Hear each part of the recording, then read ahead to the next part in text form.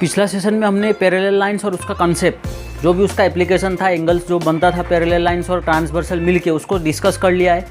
तो यहाँ पे हम एक क्वेश्चन लेकर आए हैं जिसमें पैरेलल लाइंस और ट्रांसवर्सल के ही ऊपर बेस्ड है। तो यहाँ पे देखिए क्वेश्चन पे क्या बोल रहा है, A B is parallel to C D, ये दोनों लाइन पैरेलल है, इसको ट्रांसवर्सल टी ने इंटरसेक्ट किया है ई और एफ में।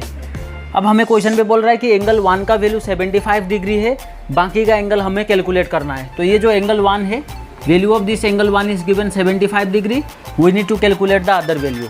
तो पिछला वाला सेशन पे हमने different types of angle made by transversal and parallel lines को डिस्कस किया था। तो वही चीज़ को हम यहाँ पे इस्तेमाल करेंगे, उसी चीज़ को हम यहाँ पे यूज़ करके एंगल को सॉल्व करेंगे। देखिए एंगल 1 का वैल्यू 75 दिया था, इसका मतलब जितना भी यहाँ पे बाकी एंगल है सभी ये एंगल 1 का ही मदद से कैलकुलेट होगा। तो आपको जो जो एंगल पहले मिलेगा आप उसको नोट डाउन कर लीजिए। एंगल 1 के साथ में कौन सा एंगल इक्वल है, हम लिख सकते हैं angle 3 is equal to angle 1। दोनों का वैल्यू क्या बनेगा 75।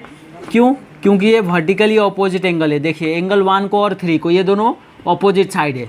सिमिलरली एंगल 1 फिर से किसके साथ इक्वल है, एंगल 5 के साथ इक्वल है। Angle 5 equals to angle 1 75 degree. क्यों? ये करेस्पॉन्डिंग एंगल हुआ, करेस्पॉन्डिंग एंगल, ये भी बन गया इक्वल। तो चलिए 1 के साथ में यही सब एंगल इक्वल है। अब बाकी जो हमारे पास में 3 और कौन सा वैल्यू निकला था 5, इसका मदद से हम क्या निकाल सकते हैं। देखिए 3 के साथ में 7 इक्वल होगा। क्यों?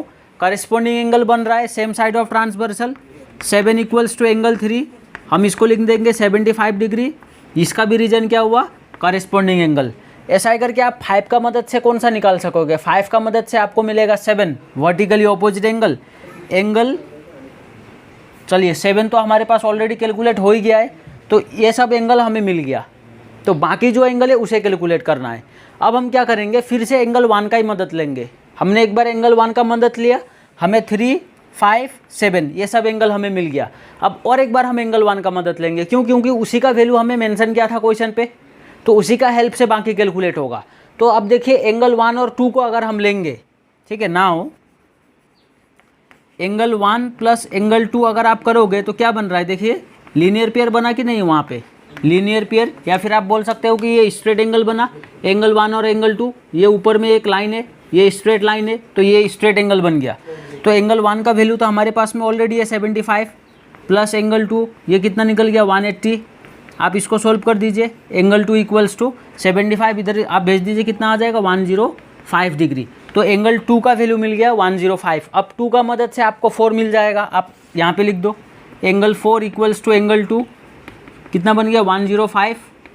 इसका आंसर क्या हुआ, वर्टिकली ऑपोजिट एंगल, ये इसका रीजन हो गया। फिर 2 का मदद से आपको 6 मिल जाएगा। एंगल 6 इक्वल्स टू एंगल 2 कितना बनेगा, ये भी 105 डिग्री बनेगा। और इस बार रीजन क्या होगा, corresponding angle, corresponding angle. Similarly अब 6 is equal to 8, angle 8 equals to angle 6, ये भी बन गया 105। और इसका रीजन क्या है, वर्टिकली ऑपोजिट एंगल। तो देखिए कुछ इस तरीक़ा से आपको ऐसा वाला क्वेश्चन को सोल्व करना होता है। एक ही एंगल जो दिया था उसी का हेल्प से हमने 2 पार्ट में क्वेश्चन को सोल्व कर दिया। पहले 3, 5, 7 निकला, फिर उसके बाद में 2, 4, 6 and 8। So you need to understand the concept first. तो चलिए बढ़ते हैं हम अपने नेक्स्ट क्वेश्चन की तरफ। ये क्वेश्चन भी पैरेलल लाइंस के ऊपर डिपेंड है। यहाँ पे क्या दिया है, देखिए A B is parallel to C D. ये जो लाइन है ए बी और ये सी डी, ये दोनों पैरेलल है। इसके बाद में बोल रहा है कि B C is parallel to, यहाँ पे बोल रहा है डी ई, तो ये दोनों लाइन पैरेलल है। हमें यहाँ से एक्स का वैल्यू निकालना है। तो पहले हम क्या करते हैं, क्वेश्चन को अच्छे से समझ लेते हैं फिगर को। ये एक्स का जो वैल्यू है ये किसके साथ इक्वल होगा, पहले हम वो चीज़ को कंपेयर करेंगे। देखिए एक्स का वैल्यू इसके साथ इक्वल होगा कि नहीं यहाँ पे। क्यों? क्योंकि ये तो लेटर जेड बन रहा है, अल्टरनेट एंगल, ये दोनों लाइन पैरेलल बोला था, ये ट्रांसवर्सल बनेगा। तो अगर मेरे को ये एंगल का वैल्यू पता चल गया तो मैं बोल सकता हूँ कि एक्स का वैल्यू भी उतना होगा। मैं रीजन लिख दूंगा अल्टरनेट एंगल बोल के।